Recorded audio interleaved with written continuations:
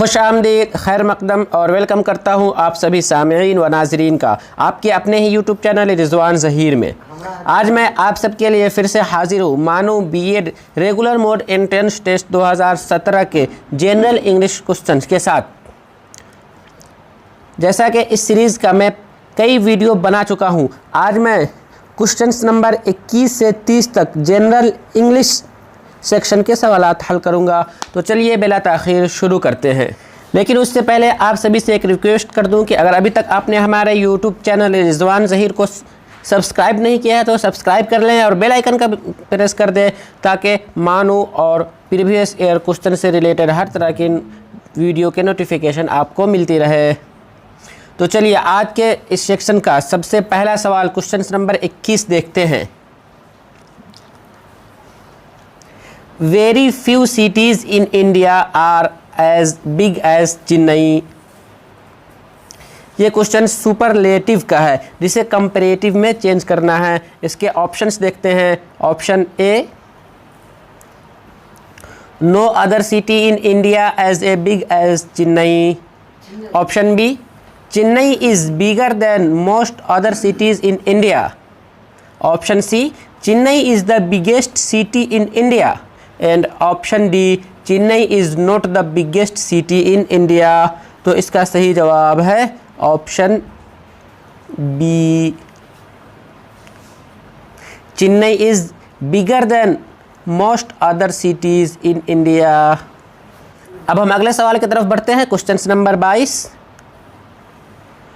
Choose the rightly spell, यानी नीचे 4 options है, उन ऑप्शंस में जिन वर्ड्स का यानी जिसका सबसे सही स्पेलिंग है उसे हमें सेलेक्ट करना है, उसे चुनना है। Option A, committee, COMMITTEE। Option B, COMITTEE। And option C, COMITTE। And option D, COMMITEE। तो इसका सही जवाब है ऑप्शन ए। कॉमिटी का सबसे सही स्पेलिंग है COMMITTEE। Next question is, Sheela wasn't a great singer. ये क्वेश्चन टैग का सवाल है। इसके हम ऑप्शंस पहले पढ़ लेते हैं। Option A, isn't it. Option B, didn't she. Option C, was she. And option D, wasn't she. तो इसका सही जवाब होगा ऑप्शन सी, वाज शी। क्यों? क्योंकि जैसा क्वेश्चन से आप देख रहे हैं ये निगेटिव है, वाजंट नोट लगा हुआ है। तो इसके लिए हम जब इसको हम निगेटिव से अफर्मेटिव में चेंज करेंगे तो वाज आएगा। और शी इसलिए आया क्योंकि यहाँ शीला का इस्तेमाल किया गया है, शीला जो कि फीमेल है, इस वजह से इसका सही जवाब हुआ option C, was she. Next question की तरफ बढ़ते हैं। द वर्ड फोस्टेरिंग मीन्स, यानी ये फोस्टेरिंग वर्ड का मानी क्या होते हैं, इसके मीनिंग क्या है। ऑप्शंस देखते हैं। Option A, safeguarding. Option B, neglecting. Option C, ignoring. और option D, nurturing. Option D, nurturing. क्यों? क्योंकि जो यहाँ आप देख रहे हैं फोस्टेरिंग शब्द यूज़ किया गया है। फोस्टेरिंग जिसके मानी होते हैं पालन पोषण करना, तरबियत देना, परवरिश करना।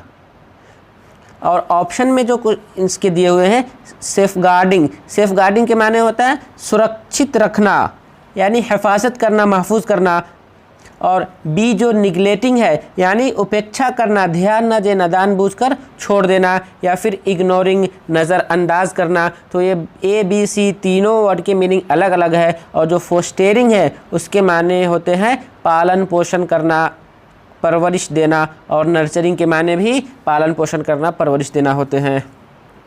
अगले सवाल की तरफ बढ़ते हैं। Find out the mistake in the following sentence, यानी नीचे जो सेंटेंस दिया गया हुआ है उसमें गलती ढूंढनी है कि कहाँ पर मिस्टेक है, मिसिंग है। हम पढ़ते हैं क्या है question. Supposing if it rains what shall we do. और ऑप्शन देखते हैं। Option A, supposing if. Option B, it rains. Option C, what shall and option D we do. तो इसका सही जवाब है ऑप्शन ए सपोजिंग इफ़, क्योंकि ऊपर जो सेंटेंस है उस सेंटेंस में बाकी सब ठीक होके सिर्फ सपोजिंग इफ़ ही गलत है, इसकी जगह पे सपोज इफ़ होने चाहिए। अगला सवाल है डॉट डॉट डॉट यानी खाली जगह ब्लैंक, और orange are grown in Nagpur, और नीचे ऑप्शन है ए एन दी और नो आर्टिकल, तीनों के तीनों आर्टिकल है, तो उन्हीं में से हमें कोई एक यूज़ करना है। तो हम यहाँ पर क्या यूज़ करेंगे, दी यूज़ करेंगे। क्यों? क्योंकि यहाँ पे जो ऑरेंज है, ऑरेंज बात की गई है कहाँ की, नागपुर के बारे में। आम तौर पे ऐसे कहीं भी प्लुरल से पहले हम दी का यूज़ नहीं करते हैं, कभी नहीं करते हैं, लेकिन उस जगह पे हम स्पेशल कर सकते हैं जहाँ पर कहीं किन्हीं ख़ास जगह या ख़ास चीज़ के बारे में चर्चा की जा रही है, और यहाँ पे ऑरेंज की चर्चा की गई है स्पेशल नागपुर के बारे में, इस वजह से यहाँ पे हम दी का यूज़ करेंगे। अगला क्वेश्चन है most of us eat a spoon, और यहाँ पे खाली जगह उस जगह को भरना है। इसका हिंदी हम कर लेते हैं, हिंदी होगा हम में से ज़्यादातर लोग चम्मच से खाते हैं। और ऑप्शन देखते हैं, option A with, option B in, और option C for, option D by. तो इसका सही जवाब है ऑप्शन ए विथ। क्यों? क्योंकि हम जब भी किसी चीज़ का सहारा लेते हैं यानी किसी चीज़ के हेल्प से करते हैं, और वो ऐसी चीज़ होती है जो नॉन लिविंग थिंग्स यानी बेजान हो, तो उसके लिए हम विथ का इस्तेमाल करते हैं। जैसे हम कलम से लिखते हैं और चम्मच से खाते हैं, तो इन सब जगहों पे विथ का ही इस्तेमाल होगा। अगले सवाल की तरफ बढ़ते हैं। The train before dot dot dot यानी खाली जगह, सॉरी, अगले सवाल की तरफ बढ़ते हैं। द ट्रेन स्पेस यानी blank before he reach there. Options देखते हैं, option A left, option B has left, और option C had left, option D was left. उसके स्टेशन पर पहुंचने से पहले ही ट्रेन क्रॉस कर चुकी थी, तो यहाँ पर हैड लेफ्ट का इस्तेमाल होगा। अगले सवाल की तरफ बढ़ते हैं, लेकिन उससे पहले आप सबों से एक रिक्वेस्ट कर दूं कि अगर अभी तक आपने हमारे YouTube चैनल को सब्सक्राइब नहीं किया है तो सब्सक्राइब कर लें, और बेल आइकन को भी प्रेस कर दें ताकि हर एक वीडियो की नोटिफिकेशन आपको सबसे पहले मिलती रहे। क्वेश्चन हमारा ये है, the one who is unable to pay his डेब्ट इज़। ये क्वेश्चन वन वर्ड सब्स्टिट्यूशन का क्वेश्चन है, यानी एक बड़ा सा सेंटेंस दिया गया हुआ है, इसके लिए एक छोटा वर्ड कौन सा यूज़ किया जाता है। ऑप्शंस देखते हैं, option A banker, option B customer, option C bankrupt, और ऑप्शन डी डेब्टर।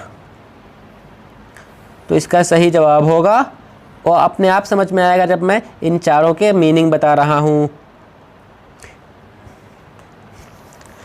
तो यहाँ पर क्वेश्चंस में जो पूछा गया है कि the one who is unable to pay his डेब्ट इज़, यानी ऐसा व्यक्ति, वह व्यक्ति जो बैंक का ऋण, बैंक का कर्ज अदा नहीं कर सकता है, उसको क्या कहेंगे?